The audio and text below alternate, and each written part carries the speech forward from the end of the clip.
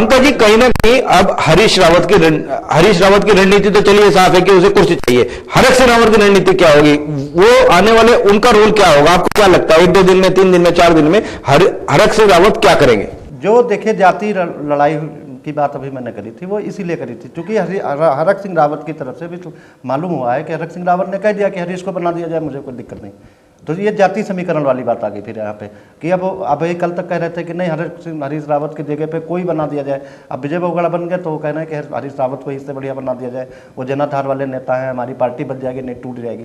वो इस तरीके की बातें अपने लोगों से कर रहे हैं। कहीं ना कहीं पांडे जी, 5 विधानसभा चुनाव ये इंडिकेट नहीं करते कि आज कांग्रेस को जरूरत है कि ऐसे मजबूत आधार के नेता को मुख्यमंत्री के तौर से प्रोजेक्ट करती, या ऐसे लोगों को प्रोजेक्ट करती कि जो कम से कम उसको उस 5 साल तक उसको कांग्रेस को सींचने का काम करते। आने वाले समय क्या लगता नहीं आपको कि अब कांग्रेस में एक बदलाव की जरूरत जो है आन पड़ी है? देखिए, कांग्रेस में बदलाव की स्थिति जहाँ तक है वो मैं नहीं मानता कि अभी बदलाव की स्थिति है, और ये भी मैं नहीं मानता कि प्रोजेक्ट करने के बाद में ही मुख्यमंत्री को प्रोजेक्ट करने के बाद में ही चुनाव लड़ा जा सकता है।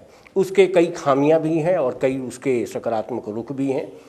अगर भाजपा अपनी खंडूरी है जरूरी यह स्लोगन नहीं देती तो हो सकता था 31 से लेकर के वो 36 तक पहुंच जाती, या हो सकता था कि 31 से लेकर के वो 16 पर पहुंच जाती।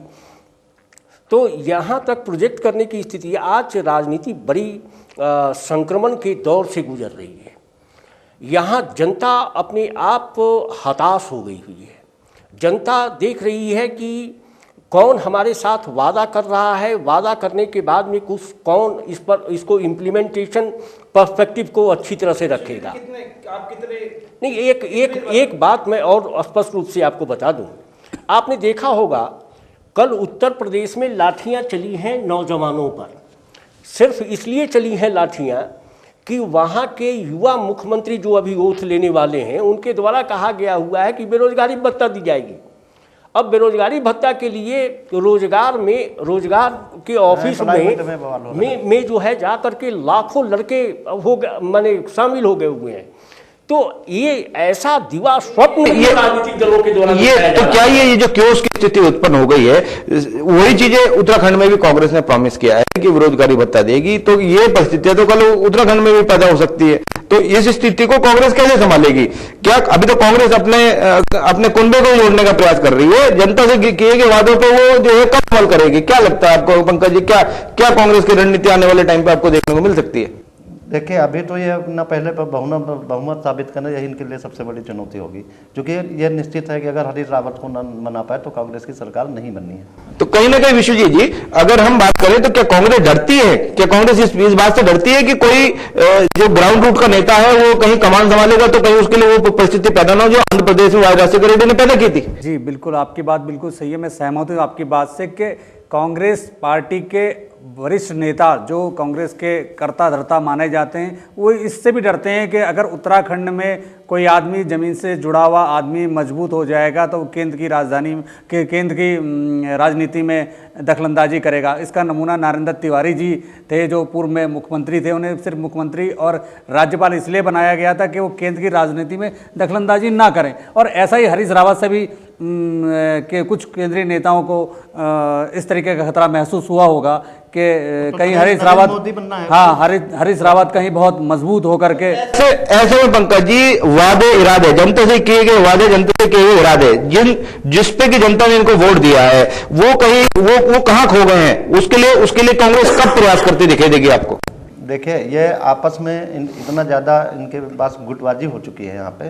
जो अभी आप कह रहे थे कि वादे इरादे तो खत्म हो गए इनके, सब वादे इरादे कोई मतलब ही नहीं रहेगा। अब ये होगा कि हरीश रावत को बनाना है, वो कह रहे हैं हमें बनना, वो कह रहे हैं हमें बनना, तो वादे इरादे तो तब आएंगे जब ये पहले सरकार बनाए, पहले आपसी सहमति करें। अब एक बैठेगा तो ये वादे इरादे में थोड़ी पड़ेंगे, ये कहेंगे कि अब विजय बहुगुणा को हटाना है, 6 महीने बाद यही चलेगा जैसे भाजपा में चलता रहा। अपने अपने मुख्यमंत्री की लड़ाई में एक दूसरे को कमजोर करते रहेंगे, तो वादे तो पूरे करने कोई मकसद मतलब ही नहीं। कहीं ना कहीं विजय बहुगुणा के सिर पे कांटों का ताज है।